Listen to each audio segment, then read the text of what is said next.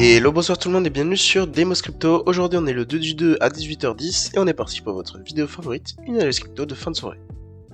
Petit point qu'il faut que je vous rappelle, le trading de crypto ne peut occasionner des pertes partielles ou majeures, et mes conseils ne sont pas des conseils financiers. Ainsi, mes analyses comme une excellente marque de voiture peuvent avoir des erreurs. Voilà pour ce point, passons à l'analyse. Alors, aujourd'hui, on a un Bitcoin qui retrace. En fait, qu'est-ce qui s'est passé au niveau du Bitcoin?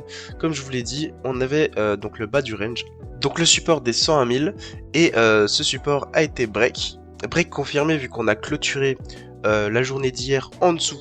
Donc on a clôturé la journée d'hier à très exactement à 100 500. Ce qui a fait que après ce break, on a eu un léger pullback, on est revenu à ce niveau. Maintenant, on est toujours dans la journée d'aujourd'hui. Et il faut savoir que actuellement on est en train de continuer la chute.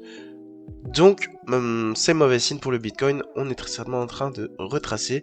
On a rebondi donc sur le haut du range autour des 107 000, 106 500. Ce qui veut dire qu'on risque d'avoir un Bitcoin qui retrace. Maintenant, il faut savoir qu'on a encore plusieurs supports qui risquent de faire rebondir le Bitcoin. On va arriver tout doucement vers les 97 400, qui est un support assez puissant. On va arriver de plus en plus bas. Si on continue, on va arriver aux 95 000, 93 447, 92 546, 92 126, 91 239 et 89 842. Il faut savoir que tous ces supports ont une chance de faire rebondir le prix. Il faut voir maintenant sur quel support on rebondira. On peut aussi très bien continuer de les casser petit à petit. En tout cas, pour le moment, on entame la chute et la journée daily s'annonce rouge pour le marché.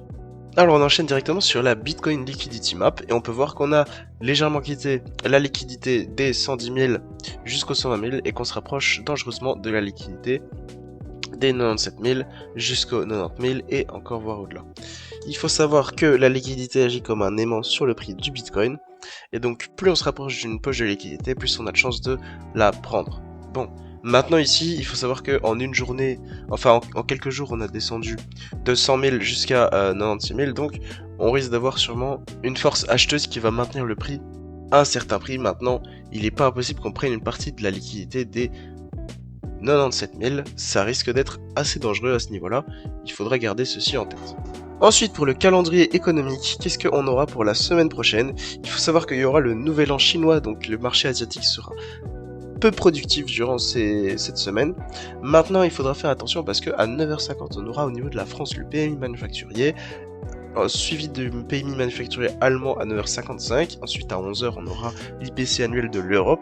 15h45, le PMI manufacturier des États-Unis. 16h, l'indice PMI manufacturier de l'ISM. Donc on aura une petite reprise de volatilité au niveau de lundi.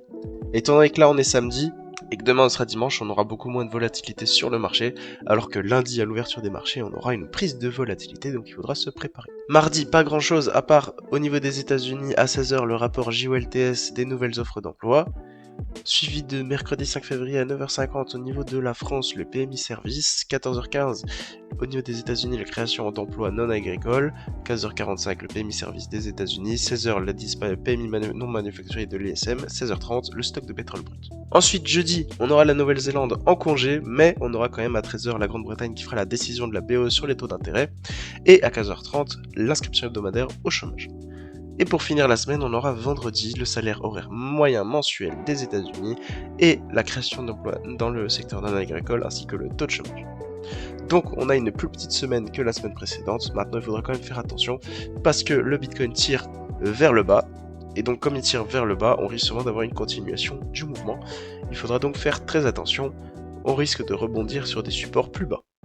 Et donc pour ce qui est du Bitcoin en 4 heures, on peut voir très exactement qu'on a été chercher le top du range et qu'on a redescendu sur le bottom du range et que malheureusement on a cassé le bottom du range, ce qui a entraîné une chute très violente. Et donc on est en train de continuer cette chute. On voit qu'on est actuellement au même niveau que le dernier low qu'on voit ici, où on avait réintégré le range très vite.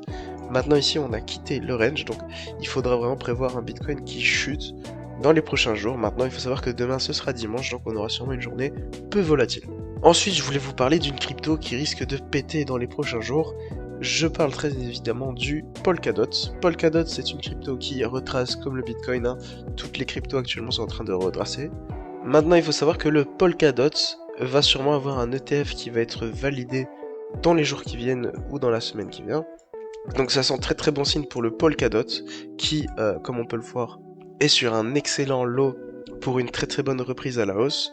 On pourrait descendre encore un peu plus légèrement autour des 4.7, mais en tout cas on risque d'avoir un Polkadot qui part vers le haut dans les prochains jours. Je vous le dis, je vous préviens, faites très attention à cette crypto, elle annonce vraiment du lourd.